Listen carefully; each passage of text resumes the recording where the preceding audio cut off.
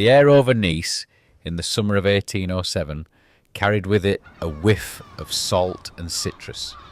It was July, and the coastal town, perched between rugged mountains and the restless blue of the Mediterranean, bustled with life.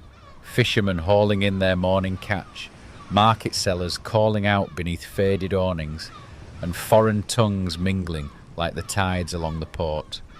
Amidst this warm Mediterranean hum, a child was born into a home touched by salt water and ambition. The son of a Ligurian sea captain, Domenico Garibaldi of Chiavari, and Maria Rosa Nicoletta Raimondi of Loano, he entered a world that was as much ocean as it was land. Nice, at the time of his birth, was no longer part of the Kingdom of Sardinia, but under the French Republic's control, thanks to the revolutionary surge that had spread across Europe. But political winds shifted quickly, and by the time the boy was 7, the Congress of Vienna had handed the region back to Victor Emmanuel I of Sardinia. The town would later change hands again, returning to France in 1860, though not without protest, especially from the boy who would grow up with fire in his heart and rebellion in his veins. From an early age, he was drawn to the horizon. The sea was not just a backdrop to his life, it was promise. His father's modest involvement in the coastal trade offered him stories of distant ports, stormy crossings, and foreign customs. These tales stirred in him a restlessness, a longing for purpose beyond the tide-washed shores of Nice. He was not made for quiet village life, he was made for movement. By his early 20s, that movement had carried him east, to the exotic sprawl of Istanbul, then still Constantinople. From 1828 to 1832, he lived in the Pera district, among narrow streets where Christian churches sat, beside Ottoman mosques, where Italian exiles whispered over strong coffee, and traders argued in half a dozen languages. The scent of spice markets drifted through the streets, and distant calls to prayer echoed through the hills. There, this young man, now fluent in French and Italian, taught language and mathematics, earning his bread in a world both alien and alluring. But Istanbul wasn't just a stop on his journey, it was a crucible. In those years, he fell in with the Sardinian Exile Network, a group of men and women who spoke of revolution in hushed voices and carried a vision of a unified Italy in their hearts. He was listening, and he was learning. This boy of the sea, born in a contested land, educated in a city of empires, was becoming something more, something bigger than the life he'd been born into. And his name was Giuseppe Garibaldi. It is the year 1835, and the winds over the Atlantic swell with warm, exotic promise. The ocean stretches endlessly, that carry not just salt and spray, but dreams, bold, chaotic, revolutionary dreams. And standing upon the deck of a creaking wooden ship, eyes narrowed against the tropical sun, is a man who has finally reached the far edge of the map, the coast of Brazil. Giuseppe Garibaldi, still young, still sculpted more by ideals than by victories, has crossed the seas to find himself in a land both raw and rebellious. He steps ashore into the Bay Lick of Tunis first, but it is Brazil that stirs his blood. Brazil with its lush green hills and deep red soil. Brazil, fractured and boiling with unrest. And there, just inland, the embers of a cause smoulder. Drawn like a moth to a fire, Garibaldi finds his way to the Rio Grandense Republic, a fledgling breakaway region of southern Brazil. They call their struggle the Ragamuffin War, a romantic name for a brutal fight. He joins the rebels, the so-called ragamuffins, not for gold nor land, but for liberty, always liberty. And it is here, in the thick of smoke and the rhythm of gunfire, that fate throws him a match to ignite his heart. Her name is Anita, Ana Maria de Jesus Ribeiro da Silva, fierce, defiant, with a gaze as piercing as a blade. She climbs aboard his ship, the Rio Pardo, not as a stowaway or a companion, but as a comrade. Together, They sail into battles like Imbituba and Laguna, not only shoulder to shoulder, but soul to soul. By 1841, war has taught them much. They leave Brazil's fires behind for Montevideo, Uruguay, where life briefly slows. Garibaldi becomes a trader and a schoolmaster. He marries Anita in the warm stone walls of the Church of St. Francis of Assisi, and they begin a family, 4 children, born of love and turbulence. But the drumbeat of conflict continues, and Giuseppe answers the call. In 1842, with Montevideo under siege, he forms the Italian Legion, soldiers wrapped in scarlet wool, their red shirts stitched not by tailors of war, but salvaged from a slaughterhouse shipment bound for Argentina.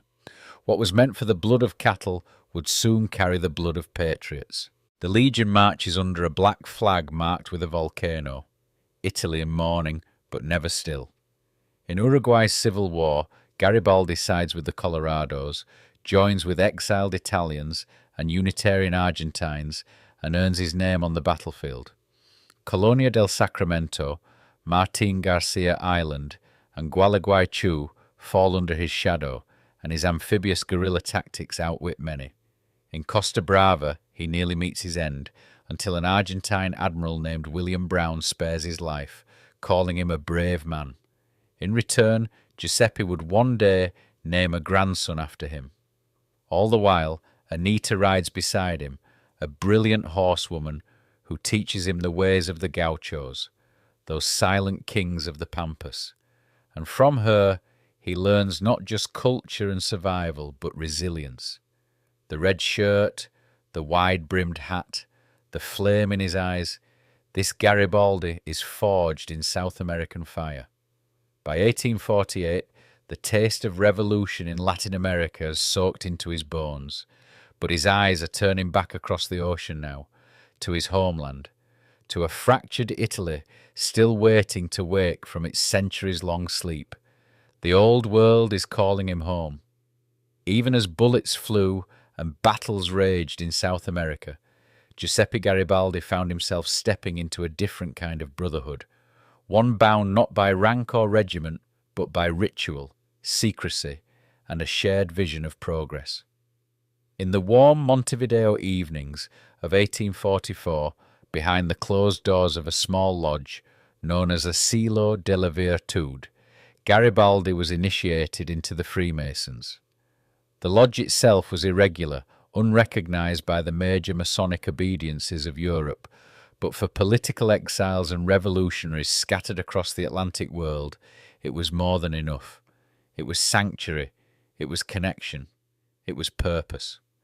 Garibaldi, now 37, had little interest in the elaborate handshakes or symbolic aprons.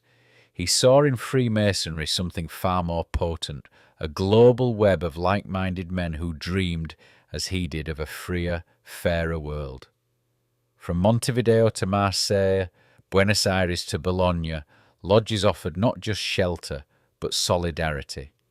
Later that same year he would regularize his standing, joining Les Amis de la Patrie, a Montevideo lodge recognized by the Grand Orient de France.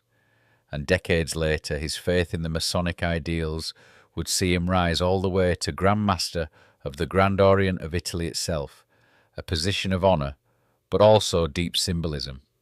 This was not mere social ceremony to Garibaldi. It was revolution by candlelight, quiet fires waiting to be fanned into flame, and it burned strongest for one place above all, home. Across the Atlantic, Italy stirred. In 1846, a new Pope, Pius IX, began enacting reforms that electrified patriots like Garibaldi and Mazzini.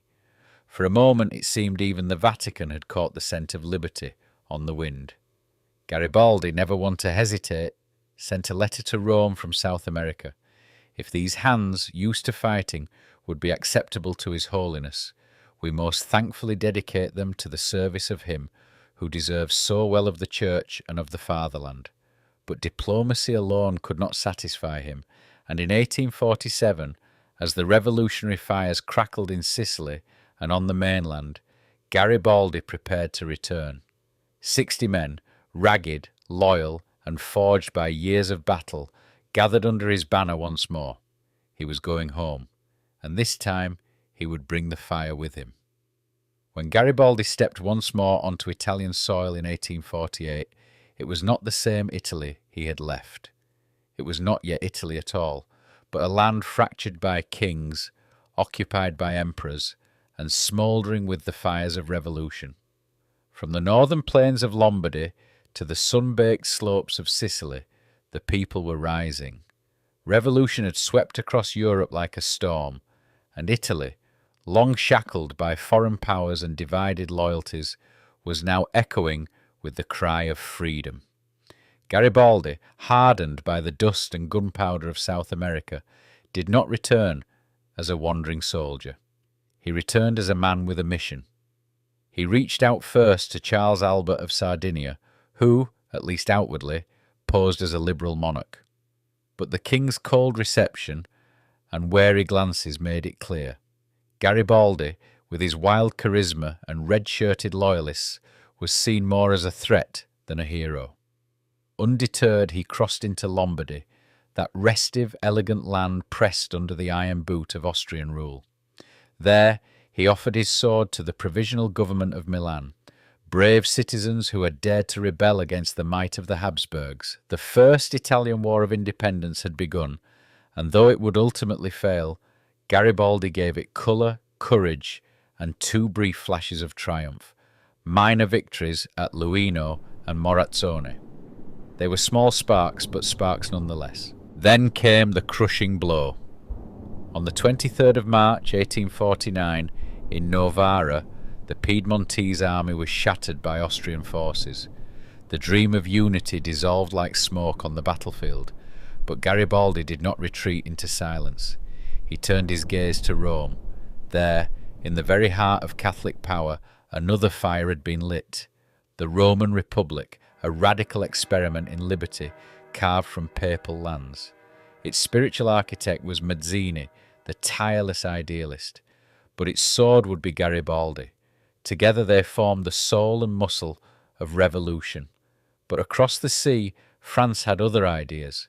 Louis Napoleon, seeking to win favour with Catholics at home, sent troops to crush the Republic. And so, once again, Garibaldi found himself outnumbered and surrounded. But he was never one to be cowed.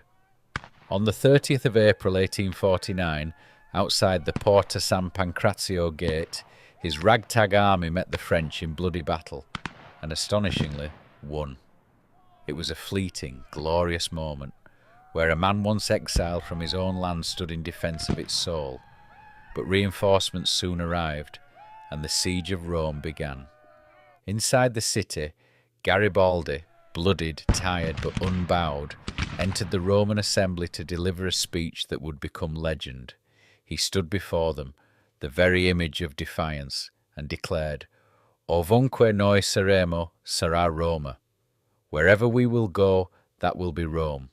And so, on July the 2nd, with 4,000 loyal men, Garibaldi marched out of the Eternal City, not as a fugitive, but as a living flame, determined to keep the revolution alive in the hills and forests of Italy. But the cost was high.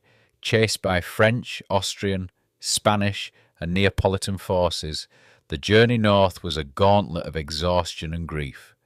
Along the way, many abandoned the cause, others simply vanished. Garibaldi pressed on, aiming for Venice, the last beacon of resistance. And then, near the marshes of Comacchio, tragedy struck. Anita, his wife, his comrade carrying their unborn child, died in his arms. She had ridden beside him through battlefields and revolutions, from Brazil to Uruguay to the streets of Rome. Her death in that damp and lonely place broke something inside him. He reached San Marino with only 250 men by his side, from thousands to hundreds, from Rome to exile once more, but the fire still burned. Garibaldi's exile from Italy was not one of quiet reflection or surrender. His life, ever driven by passion and rebellion, took him to the distant shores of the Americas and the Pacific, where his name would resonate in surprising corners of the world. Forced out of Italy, Yet again, after the failure of the Roman Republic, Garibaldi's wanderings began in 49.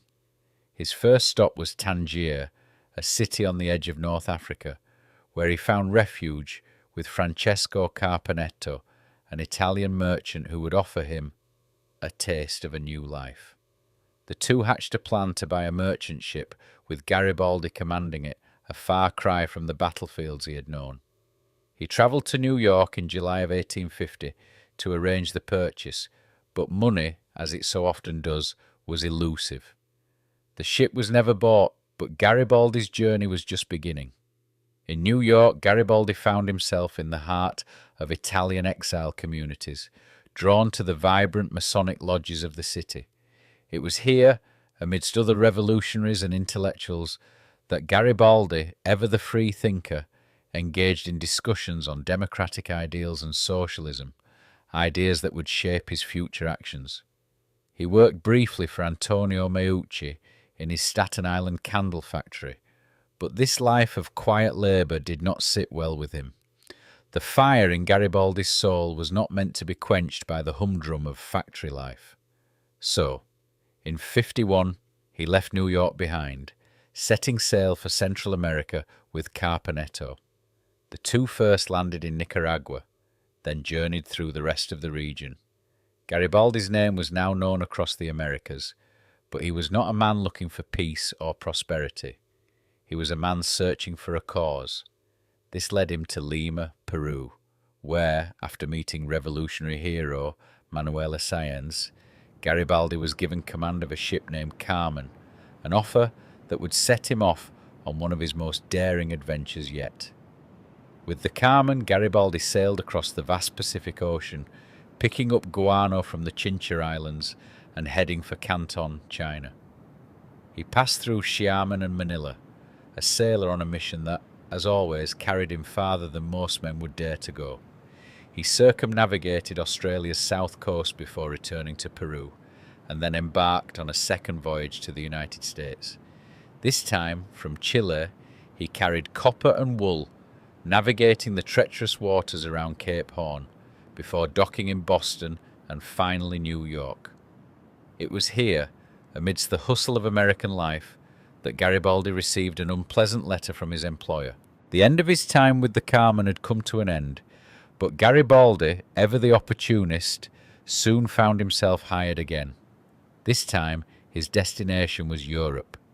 He joined forces with another Italian, Captain Figari, to buy a ship, the Commonwealth, and set sail for England. After a perilous journey, Garibaldi's ship arrived in Newcastle upon Tyne on the 21st of March 1854. The working men of Tyneside, fiercely proud of their own struggle, welcomed him like a hero.